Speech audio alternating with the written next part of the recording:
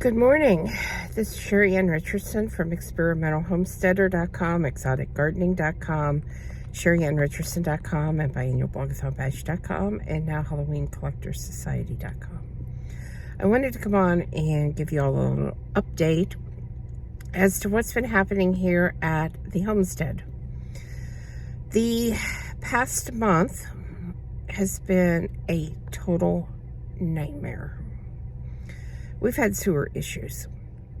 Some of you might recall back in November, we had to have a sewer company come out, and the first day they were here, their jet blew up.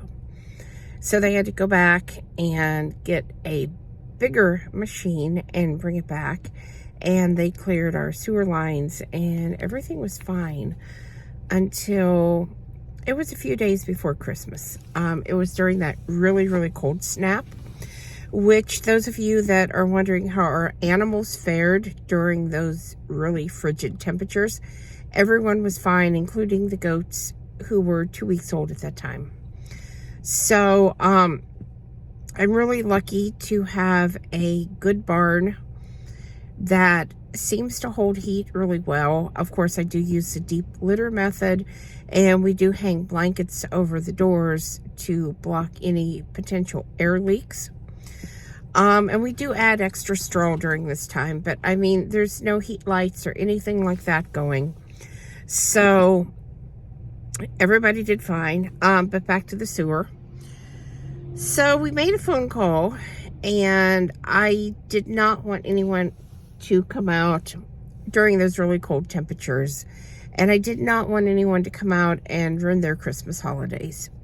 So when I called HomeServe and I talked to them, I said, this will wait until the holidays are over, because I know the plumbers are on 24/7, and I realized that this was an emergency, but I also felt like we have a camping stove or a camping toilet, and I know how to take a bath using a bucket, a sponge bath, and we could survive. So right after the holidays, they sent a company out, Drain Medic from Huntington. And Jeff kind of questioned. It was a real young guy and a friend of his. And Jeff said they were real unprofessional when they pulled up in the front driveway. The main guy didn't have his socks on. He had his feet propped up on the dash. And no identification whatsoever, but we thought, maybe they were just fairly new, because they were an LLC, and maybe they just hadn't got around to that, and sometimes appearances doesn't mean that somebody doesn't know anything. So he let him go back there and look, and he got his snake stuck in our sewer drain. So he had to come back another time, actually twice, to try to retrieve his snake. And I guess he finally got his snake out. And then he said that we needed an entire brand new sewer line to the tune of $18,875. Well, as some of you know, we had just had almost $40,000 worth of work done on our basement this past year to stabilize it and to put in a sump pump and a commercial dehumidifier and get a good drainage system going. So that was a lot of money for anybody to have to come up with, let alone, the amounts that we was trying to come up with. And after processing, HomeServe said they was going to pay $9,000 and some dollars of it, because that's what we had left. So I was looking at about, $9,000 and some dollars ourselves. And I called the guy and I said, I started a job in December. I am delivering I'm doing delivery driving. And I told him how much I was making a week doing it. And I said I'd like to set up payment arrangements for the balance, because of course he would have got, the $9,000 and some up front. And I had already called to see if there was any way that we could borrow the money. And because our vehicles are older, we didn't have anything to secure. It wasn't that we couldn't get the money. It was that we needed a 2013 or newer vehicle, which we don't have. So we wasn't going to be able to borrow the money to be able to get this done. And I talked to the guy, and I thought we had came to an agreement of how we was going to do this. So I told HomeServe to go ahead and release the money. And the guy came back, and I went out back, and I explained to him about the foundation system and the supports that are in the ground, the drainage system, and that none of that was to be touched, no digging around it. I understood he was going to bring in a big piece of equipment, and that was fine in the driveway, because he said he was going down the other side of the driveway to the street, and that was fine. But I told him from the house and from the clean out, he was going to have to hand dig. And it was just a small area. I mean, it wasn't huge. He could have brought in a trencher and that would have been fine. Just something that stayed in a straight line and kept everything away from those foundation posts. And I asked him to please text or call me when he got here that day, because I needed to go to work. I mean, in my mind, on top of the everyday bills, I was looking at almost $10,000 that I needed to come up with. So I was already working 7 days a week, 12-hour days, sometimes longer. And I needed to bump that up. I needed to make as much as I could to get him paid off as quickly as I could.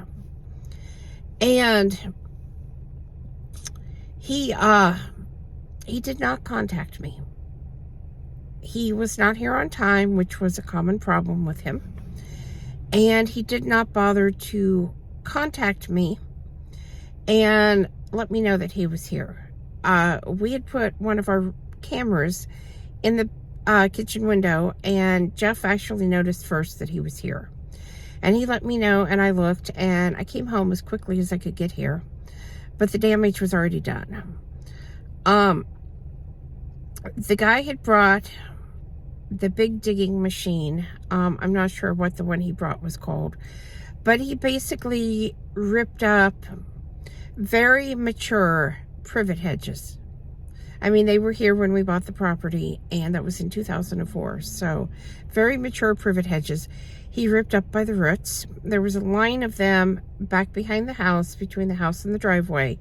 And that was a windbreak for us in the winter when the chilly winds are whipping around and hitting the back of the house. So that's gone.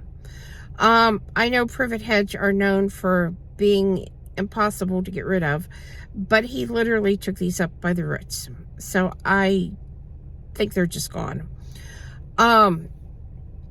He had dug all the way up to the foundation of the house. He had dug all the way over to that drain system we had put in. He had taken the fence down in Charlie's area to get to the drainage system. Basically, they have some pipes coming out of the side of the house. Again, I don't know what that's called, but there are some pipes coming out of the side of the house that hook to the sump pump inside, and it's all part of that drainage system. There was no reason to take the fencing down. There was no reason to dig that entire area. None at all. And when I got here, he was already loading his machine on the trailer.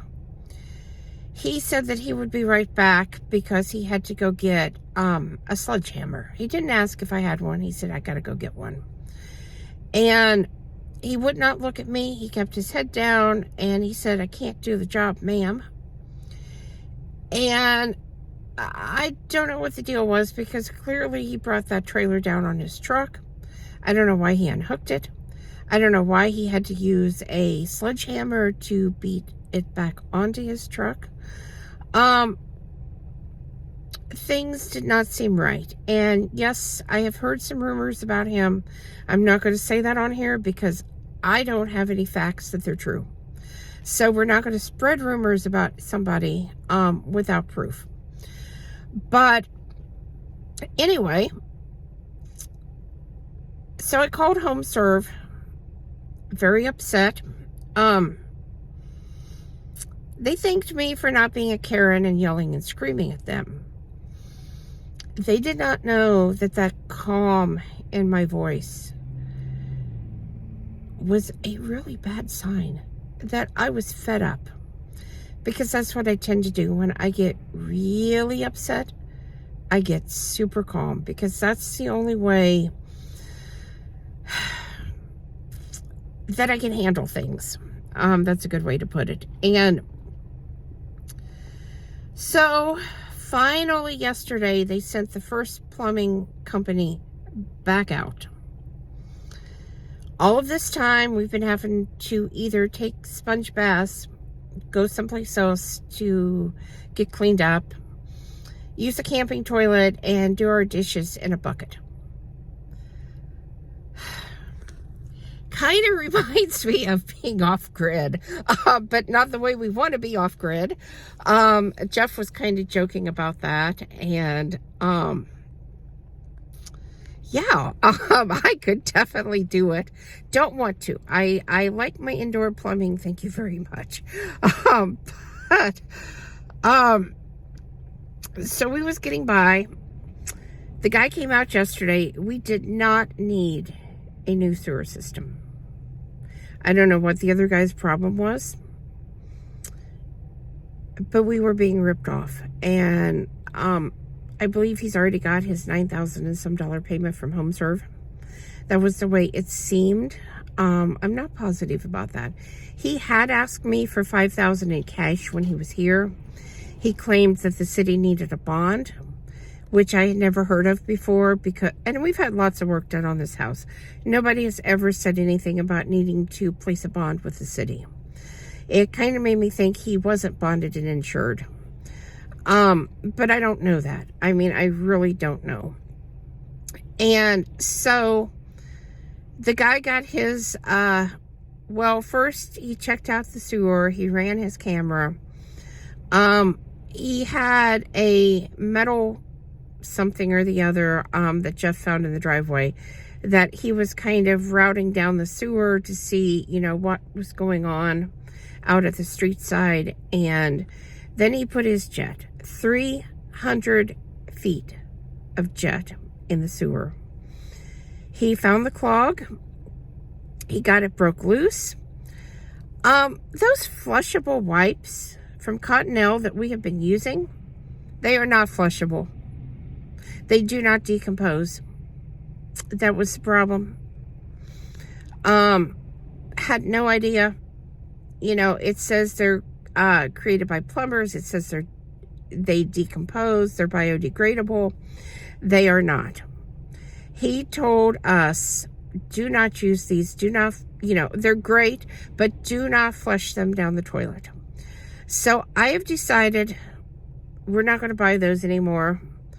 I really do love them, but I don't want the stink in the house from using them to wipe with. And since they're not flushable and they were the root cause of the entire problem, I'm just not interested in buying them anymore. So if you're using them, and like I said, I know they're great, but if you're using them, don't flush them. Don't have the issue that we just had, because it was not fun. It was one of those things you can run into any place. Thankfully, it was just us, and we were able to get by, and we did not have to go stay in a hotel or find someone to go stay with while we were going through this problem. But it could have been a lot worse, especially if we would have had kids and stuff here, and there is just no way we could have stayed in our house that way. So I am on my way to work again this morning. I have some goals, and one of those goals is to, for the third time since 2020, get some things paid off and start working on getting the house paid off. I would like to get some new siding on one section of the front of the house. I'm not ready to do the whole house yet, but I'm just kind of wanting to do that very front piece where there's been some work and there's a missing piece of siding and there's some issues, and I would just like to get that looking nice. I am wanting to possibly get a small tractor because I'm feeling like we need that here. I am considering hiring someone to help me get the yard and garden into shape this year. And I am wanting to get a pig and raise some turkeys. I don't know with the job if that's going to happen this year. But I have a lot of goals and a lot of things I want to do. And I really want to get this homestead moving in the direction that I want it moving in. So all of those are on my goal list. And we're going to see how well this goes. We're going to see what happens. And hopefully this job that I have can give me the boost to get the finances that I need to get some things back on track. So I did just want to check in with you guys and give you a little update. I hope all of you are having a good start to 2023. I hope you will subscribe. Thanks for watching and have a fantastic day.